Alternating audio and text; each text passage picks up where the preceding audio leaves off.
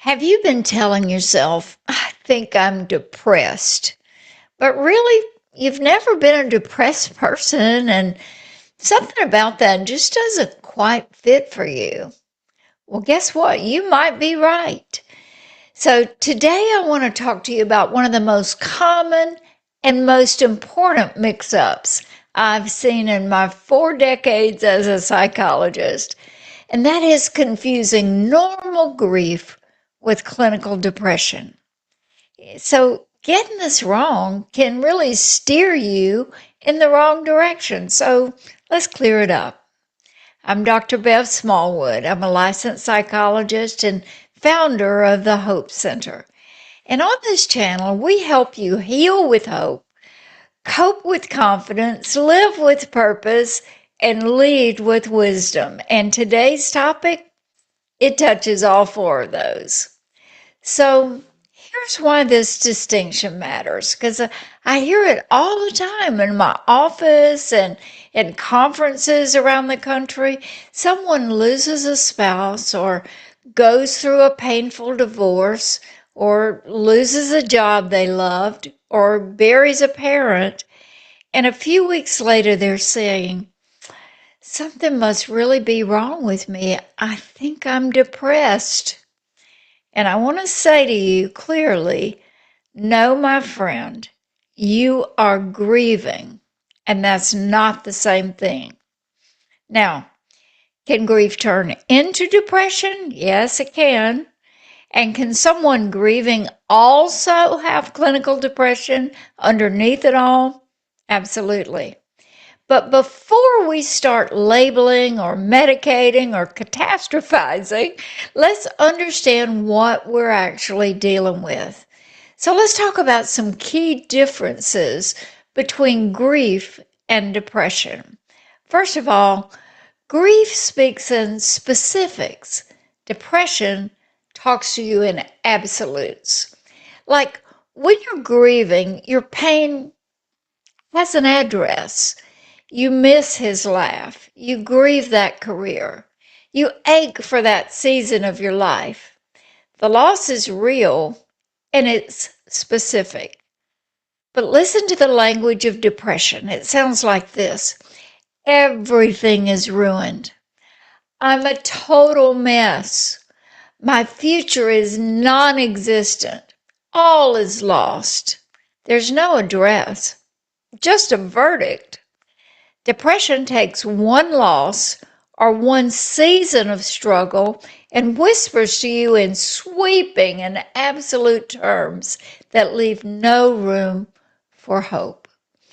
So psychologists actually have a name for this. It's called overgeneralization, and it's one of depression's favorite tricks. It takes something painful and specific and turns it into a global statement about your worth or your life or your future. So here's a quick self-check. When the dark thoughts come, are they about something or about everything? That question alone can tell you a lot. Here's another way to tell the difference. Grief tends to come in waves. Depression comes in like a flood. With grief, you can be absolutely devastated one moment when, like, you find their handwriting on an old notepad and you fall apart. And then an hour later, you may be laughing at a memory around the dinner table. That's normal. That's grief doing what grief does. Depression is different than that. It's a persistent, heavy cloud that doesn't lift. It's not triggered by a reminder, it's just there, day after day. Third, in grief, your sense of self stays mostly intact. In depression, often it doesn't. Grieving people miss the person or the life they lost.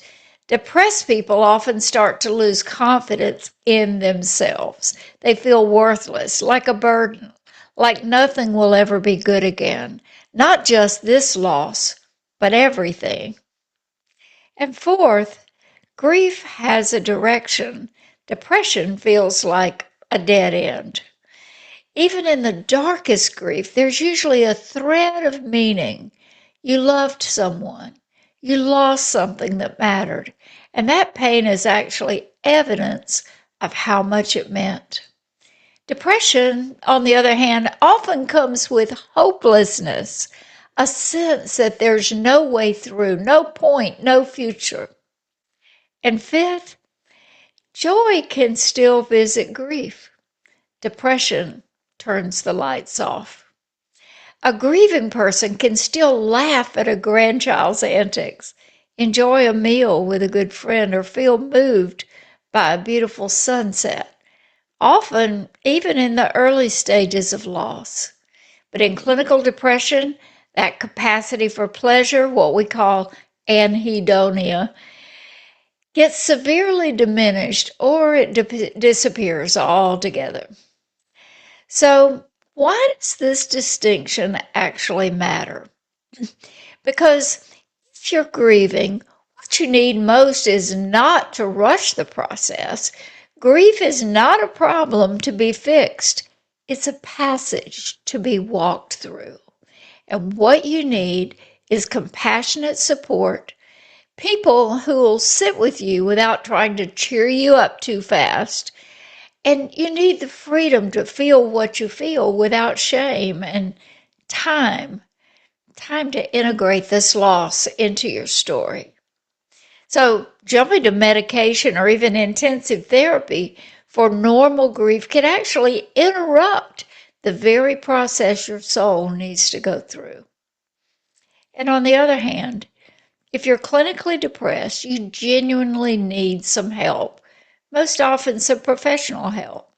So please don't just white knuckle it or pray harder or wait for it to pass. Depression is a real condition involving real brain chemistry. Look, there's no shame in getting treatment. If you broke a bone, you wouldn't refuse to get the cast, would you? Now, we've talked about those separately, but what if they're both present? So here's the nuance. I want to leave you with this. Sometimes grief and depression overlap. A significant loss can actually trigger a depressive episode in someone who's already vulnerable. So if your grief has lasted many months with no relief and no getting better, and if you're having thoughts of not wanting to be here, if you can't function in the basics of life, eating, sleeping, working, please reach out to a mental health professional. Don't try to diagnose yourself. Excuse me. Let someone trained walk alongside you.